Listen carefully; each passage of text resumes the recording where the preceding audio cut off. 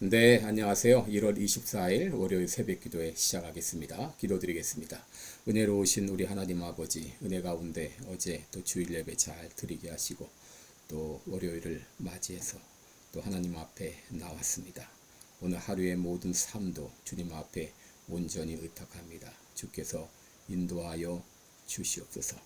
아버지 하루하루 1분 1초를 주님의 영광을 위해서 주님을 바라보며 살아가는 오늘 하루가 되기 원합니다. 주님 인도해 주옵소서. 감사드리며 예수님의 이름으로 기도드리옵나이다. 아멘. 네, 찬송가 545장 부르겠습니다. 이 눈에 아무 증거 아니 배워도 545장입니다.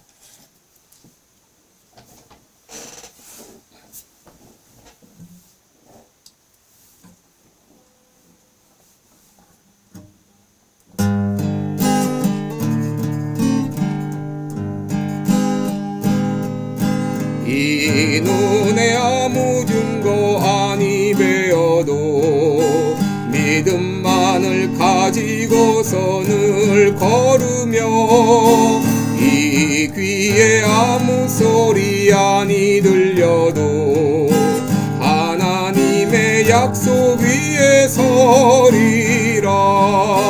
걸어가세 믿음 위에 서서 나가세 의심 버리고 걸어가세 믿음 위에 서서 눈과 귀에 아무 증거 없어도 이 눈에 보기에는 어떠하든지 이미 얻은 증거대로 늘 믿으며 이 맘에 의심 없이 살아갈 때에 우리 소원 주 안에서 이루리.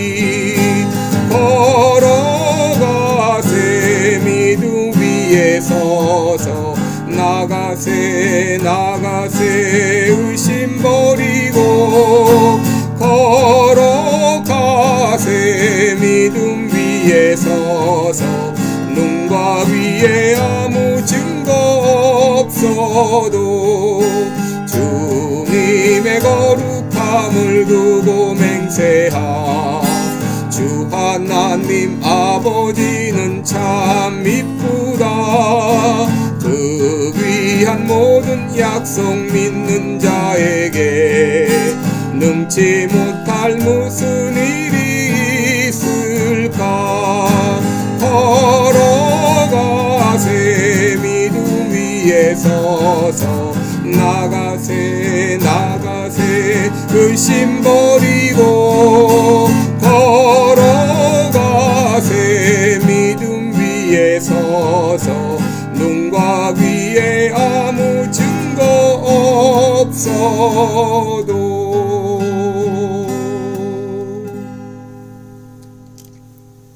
아멘. 네, 우리 오늘은 히브리서 11장 1절로 6절까지 보겠습니다. 히브리서 11장 1절로 6절입니다. 히브리서 11장 1절로 6절 제가 봉독해 드립니다. 믿음은 바라는 것들의 실상이요 보지 못하는 것들의 증거니 선진들이 이로써 증거를 얻었느니라. 믿음으로 모든 세계가 하나님의 말씀으로 지어진 줄을 우리가 아나니 보이는 것은 나타난 것으로 말미암아 된 것이 아니니라. 믿음으로 아벨은 가인보다 더 나은 제사를 하나님께 드림으로 의로운 자라 하는 증거를 얻었으니 하나님이 그 예물에 대하여 증거하심이라. 저가 죽었으나 그 믿음으로써 오히려 말하느니라. 믿음으로 에녹은 죽음을 보지 않고 옮기었으니 하나님이 저를 옮기심으로 다시 보이지 아니하리라. 저는 옮기우기 전에 하나님을 기쁘시게 하는 자라 하는 증거를 받았느니라. 믿음이 없이는 기쁘시게 못하나니 하나님께 나아가는 자는 반드시 그가 계신 것과 또한 그가 자기를 찾는 자들에게 상 주시는 이심을 믿어야 할지니라. 아멘. 네, 우리 오늘은 어제 주일 예배 때 했던 설교를 요약해서 다시 한번 말씀을 드립니다. 믿음으로 살아가자 이런 제목으로 말씀을 나누겠습니다. 여러분 올해 우리가 어떻게 살아갈까? 저는 여러분께 믿음으로 살아가자 이렇게 말씀을 드립니다. 오늘 본문으로 히브리서 11장을 읽었는데 여러분 히브리서는 편지를 받는 대상이 유대인입니다. 그런데 그 저자가 누구인지 밝혀지지 않고 있습니다. 당시 편지 형식은 보내는 사람의 이름과 또 받는 사람 그리고 인사 이런 형식으로 이렇게 쓰여 있는데 히브리서는 바로 이 히브리서 쓴 저자도 나타나지 않고 수신자도 구체적으로 언급되어 있지 않습니다. 수신자는 밝혀져 있지 않지만 내용을 볼 때 히브리서의 수신자는 아마도 유대인 신자였다 그렇게 볼 수 있습니다. 왜냐하면 유대인이 아니고는 이해할 수 없는 이 많은 이 내용들이 있기 때문입니다. 당시 유대인들은 자신들이 아브라함의 혈통이고 또 하나님의 선민이고 또 하나님의 율법을 맡은 자라고 하는 이런 자부심을 가지고 있었습니다. 그런데 유대인 신자 중에는 할례를 비롯한 율법을 지켜야 의롭다함을 받는다고 이렇게 생각한 사람들이 많았습니다. 그런데 이방인들도 믿음으로 구원을 얻고 아브라함의 자손이 된다 이런 말을 들었을 때 그들은 상당히 혼란스러웠습니다. 그래서 히브리서 기자는 지금 내가 말하고 있는 이 믿음은 다른 믿음이 아니고 너희들의 조상들이 가졌던 그 믿음과 동일한 믿음이다 하면서 히브리서 11장을 통해서 그 믿음이 무엇인가를 상세히 설명하고 있는 것입니다. 우리가 믿는다고 할 때 그러면 그 믿음의 내용은 무엇일까? 오늘 두 가지를 말씀드릴 수 있는데 첫째는 하나님의 존재를 믿는 것입니다. 하나님이 계시다고 하는 것을 믿는 것입니다. 여러분 히브리서 11장 6절에 하나님께 나아가는 자는 반드시 그가 계신 것과 라고 말했죠. 이것은 바로 하나님의 존재를 의미합니다. 여러분 믿음의 대상은 반드시 실존하는 것을 믿어야 됩니다. 없는 것을 믿으면 그것을 우리가 허구라고 말하죠. 그리고 믿음의 대상은 우리의 눈으로 볼 수 없는 것이 바로 믿음의 대상입니다. 만약 우리의 눈으로 인식할 수 있다면 그것은 안다 그렇게 말하지 믿는다고 말하지 않습니다. 여러분 하나님은 실존하시고 그러나 우리의 눈으로 볼 수 없기 때문에 우리가 믿는다라고 말합니다. 여러분 많은 사람들이 하나님을 믿으세요 라고 말하면 하나님은 내게 보여주세요. 그러면 내가 믿겠습니다 라고 말하는데 여러분 우리의 눈으로 하나님을 확인할 수 있다고 하게 되면 이미 그것은 하나님이 아닌 것입니다. 초대 교부였던 어거스틴은 만일 우리가 하나님을 이해할 수 있다면 그것은 하나님이 아니라고 말했습니다. 여러분 우리가 하나님을 알고 있다고 말하지만 그 하나님은 정말 이 하나님에 대한 것에 100만 분의 1, 1000만 분의 1도 우리가 다 이해하지 못하는 것이죠. 이것은 마치 강아지가 스마트폰을 이해하지 못하는 것보다 더할 것입니다. 초대 교부였던 어거스틴이 한 어린아이가 지중해의 이 바닷물을 떠다가 자기가 판 구덩이에 이렇게 담고 있는 것을 보았습니다. 그래서 그 아이에게 물었습니다. 얘야, 지금 너 뭐 하고 있니? 그러니까 그 아이가 말하기를 내 지중해의 그 바닷물을 퍼다가 이 구덩이에 다 담으려고요 라고 말했습니다. 그때 어거스틴은 그 어린아이에게 말하기를 얘야, 그것은 헛된 일이란다. 아무 소용없는 일이야. 그건 할 수가 없어 라고 말했습니다. 그때 그 어린아이는 어거스틴에게 말하기를 아저씨가 하나님에 대해서 쓰고 있는 것도 아무것도 아닙니다. 그것도 헛된 일입니다 라고 말했습니다. 여러분 우리 인간이 하나님에 대해서 안다고 하면 얼마나 알겠고 표현한다고 하면 얼마나 표현할 수 있을까요? 흔히 우리가 하나님이 하시는 일을 이해하지 못하겠다 그러는데 그것이 당연한 것인 것이죠. 근데 여러분 우리 하나님은 분명히 살아계십니다. 우리의 눈으로 볼 수 없지만 그러나 살아계십니다. 바로 하나님이 계시다고 하는 것을 믿는 것이죠. 둘째로 우리는 하나님이 온 천지 우주 만물을 창조하셨다는 것을 믿어야 됩니다. 히브리서 11장 3절에 믿음으로 모든 세계가 하나님의 말씀으로 지어진 줄을 우리가 안다 그랬습니다. 여러분 우주 기원설에 대해서 크게 두 가지가 있죠. 하나는 자연 기원설이고 다른 하나는 창조론입니다. 이 자연 기원설은 빅뱅 이론으로 대표가 되는데 우주가 대폭발을 통해서 저절로 생겼다고 하는 것입니다. 미국의 천문학자였던 에드윈 허블이 우주는 팽창하고 있다고 하는 사실을 확신했는데 과학자들은 이 우주의 팽창은 결국 물질과 에너지를 가진 작은 점에서 우주가 시작되었다는 것을 의미한다. 이러면서 우주 대폭발, 빅뱅 이론을 말했는데 그럼에도 불구하고 그들은 처음에 시작했다는 그 시작점이 어디서 생겼는가는 설명하지 못하고 있는 것이죠. 여러분, 성경은 하나님께서 천지를 창조하셨다고 말합니다. 창세기 1장 1절에 태초에 하나님이 천지를 창조하시니라. 여러분, 우리는 믿음으로 이 모든 우주 만물이 하나님에 의해서 창조되었다고 하는 것을 믿는 것이죠. 여러분, 믿음이라고 하는 것은 이렇게 하나님과 우리를 연결시키는 다리이고 현실 세계와 영적 세계를 연결시키고 보이는 세계와 보이지 않는 세계를 연결시키는 다리인 것입니다. 그러므로 어느 누구도 믿음이 없이는 하나님을 알 수도 없고 이해할 수도 없는 것이죠.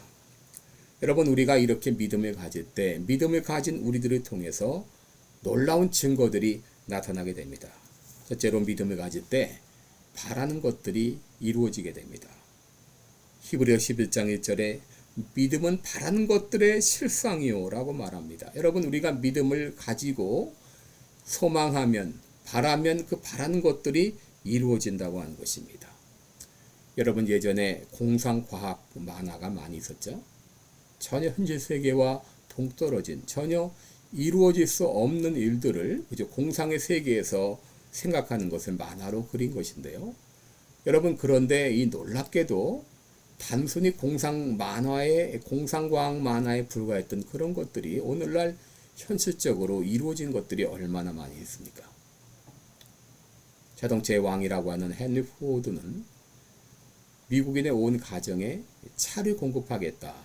그런 꿈을 가졌는데 그 꿈이 이루어졌습니다. 빌 게이츠 같은 사람은 모든 미국인의 책상에 퍼스널 컴퓨터를 갖게 하겠다. 이런 꿈을 가졌는데 그 꿈이 이루어졌습니다. 여러분, 지금 인터넷으로 편지나 사진을 전송하는 일이 여러분 예전에 생각이나 했던 일입니까? 이런 것들이 현실적으로 이루어집니다. 앞으로 무인 자동차도 생기고 날아다니는 자동차도 생기고 그리고 인공지능이 인간을 대신할 시대가 다가오고 있지 않습니까?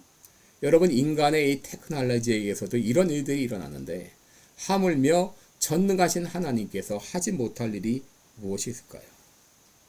여러분, 우리가 이제 믿음으로 하나님 앞에 바라고 기도하는 이런 것들 하나하나 믿음의 역사들이 나타나게 됩니다. 또 믿음은 보지 못하는 것들의 증거라 그랬죠. 믿음에는 증거가 나타난다고 하는 것이죠. 마가복음 16장 17절에도 믿는 자들에게 이런 증거가 따르리니 그랬습니다. 또 야고보서 5장 16절에 의인의 간구는 역사하는 힘이 많다 그랬습니다. 여러분, 믿음에는 이런 증거들이 나타나게 됩니다. 왜 믿음에 이런 증거들이 나타나는가? 여러분, 믿음이라고 하는 것은 나와 하나님을 연결시켜주는 플러그와 같은 역할을 하기 때문이죠. 여러분, 아무리 발전소에서 전기를 공급한다 할지라도 그 플러그를 아울렛에 꼽지 않으면 그러면 우리가 전기를 사용할 수 없지 않습니까? 여러분, 우리가 아무리 하나님의 엄청난 자원과 엄청난 능력이 있을지라도 그것을 우리가 믿음으로 하나님과 연결시켜야 됩니다. 그럴 때 바로 이 믿음의 증거들이 나타나게 되어 있습니다. 여러분, 우리가 성경을 보게 되면 우리 믿음의 선진들은 믿음을 통해서 엄청난 기적과 같은 역사를 행했습니다. 바로 믿음이라고 하는 것은 전능하신 하나님과 나를 연결시키는 역사입니다. 여러분, 모세가 얼마나 엄청난 역사를 일으켰습니까? 지팡이를 통해서 홍해를 갈랐습니다. 10가지 재앙을 애굽의 바로에게 행하지 않았습니까? 그게 모세 자신의 능력이 아니라 전능하신 하나님과 믿음으로 연결될 때 모세를 통해서 이런 놀라운 역사가 일어나게 된 것이죠. 여러분, 이 2020여 새해가 밝았는데요. 여러분, 2022년이 되었다고 하는 것이 여러분에게 어떤 의미인가요? 그저 내가 나이 한 살 더 먹었다는 그 외에 어떤 다른 의미를 가질 수 있나요? 여러분, 젊었을 때는 희망에 부풀었던 때도 있습니다.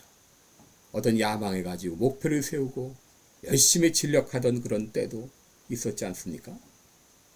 내가 새해에는 이런 참 꿈을 이루리라 하는 그런 계획을 가지고 진행했던 때도 있었을 것입니다. 그런데 나이가 들어간 요즘 새해가 됐다는 것은 그저 한 살 더 먹었다고 하는 그 외에 아무런 의미도 갖지 못한 채 살아가고 있지 않습니까? 여러분, 내 자신의 모습을 보면 아무런 희망도 기대도 갖지 못합니다. 여러분, 하나님께서 에스겔 선지자를 에스골 골짜기에 가서 환상을 보여주셨죠. 그 에스골 골짜기에 수없이 많은 그 마른 뼈다귀들로 가득 찼습니다. 그때 하나님께서 에스겔에게 물으십니다. 인자야, 이 뼈들이 능히 살겠느냐? 그때 에스겔은 말하죠. 주 여호와께서 아시나이다. 너는 이 모든 뼈에게 대언하라. 너희 마른 뼈들아, 여호와의 말씀을 들을지어다. 주 여호와께서 이 뼈에게 말씀하시기를 내가 생기로 너희에게 들어가게 하리니 너희가 살리라. 아무 생기 없는 마른 뼈다귀 같은 것도 하나님이 말씀하실 때 생기가 들어가게 되죠.